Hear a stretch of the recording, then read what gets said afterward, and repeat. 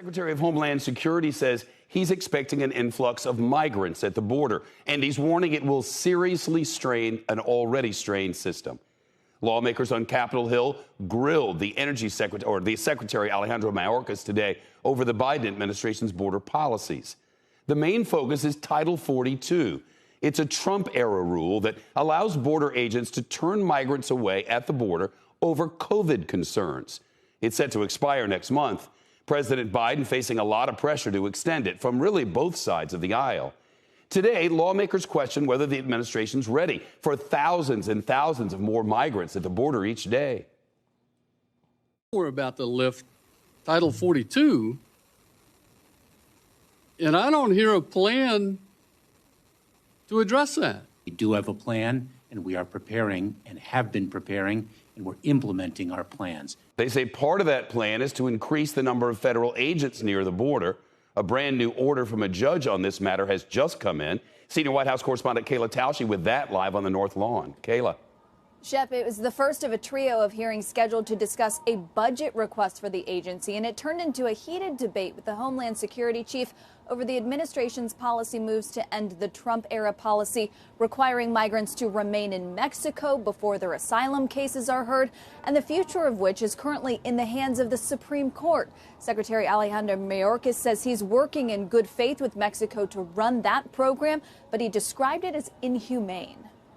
We received, for example, a report of more than 1,500 incidents of murder, rape, torture, and other crimes committed against individuals who were subject to the Remain in Mexico program. So we're working with Mexico to administer that program in good faith, as we are required to do under the court's order, and to do so in a way that reflects and adheres to our values as a nation.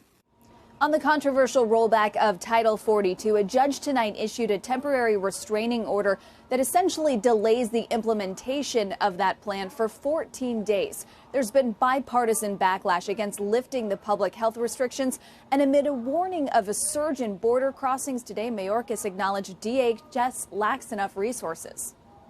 There is no question that if we encounter 18,000 people in a single day, that will seriously strain our capabilities. I just need to be clear in that regard. In a 20-page memo released before the hearing, Mayorkas outlined the force DHS would apply to the effort. Customs and Border Protection's 23,000 agents added 600 to their ranks since February and are planning to deploy 500 more contractors to help.